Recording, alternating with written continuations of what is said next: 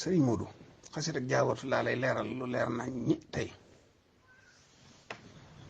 sëriñ bi dafa tëju xalwa yooyu mu daa def daana ko def ñaari weer yoo xam ne du génn nga xam ne ku ko gis rek ci yàgg ji nga ko gis te barrière mooy dox si digg moom. bu ko masaa di def nag danaan ku dikki nañ ko wax ne ko damaa jàpp na dem ba beneen yoon bu yàkkamtee. bu dee borom alxuraan nag na toog ñu teralal ma ko ba ma génn waaye bu mu dul bu ko defee ñay toppatoo loola dañuy teral borom alxuraan di ko indil ñam yu neex di ko indil ndox yu neex daraam du manqué ba sëñ bi génn teralal ko boppam. waaye ku dul kooku nag doo toog bu ñu laa sëñ bi xasee tëju da ngay dem ba yëg ne ubbi na wala ñi nga xam ne dañoo jóge fa far toog rek di ko nekk waaye borom alxuraan daal dañ ko ci settee moom ber ko ne di ko toppatoo ba sëñ bi génn kenn suñu koo bàyyi muy tumuranke. sëñ bi rek dugg xal boobu yàgg ci lool bi mu génnee nag mu wax ne sama xalwa bii de moom dama doon di yaaleeg sama borom na ma daal di yaaleeg moom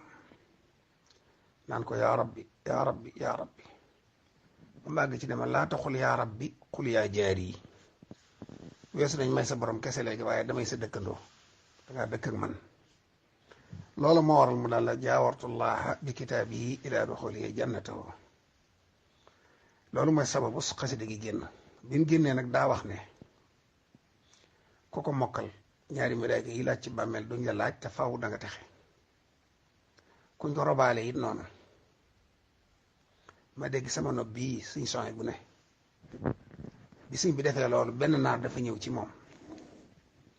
ne ko seex sa taalibe bi xir nañ loolu lu ne danañ la ko waxal fi ne àgg nañ ci nee nañ sa xasida gi di jaawartu nee nga kuñ ko robaale wala nga mokkal ko malaayka yi duñ la laaj te faaw da nga texe lu ne dañ la ko waxal loolu xam naa ne ñoo ko wax rek waaye waxu ko mu ne waxuma leen xasida gépp sax de aw bëy rek laa leen ci wax de ne waxuma xasida gépp neen naar bi ne ko xanaa xarsha allah mu ne ko xanaa insha allah mu ne ko xarsha allah naar bi ne ko xanaa insha allah mu ne ko waaye xarsha allah waaw waaw loolu mooy mbirum jaawartu lu mat a mokkal la lu mat a batale la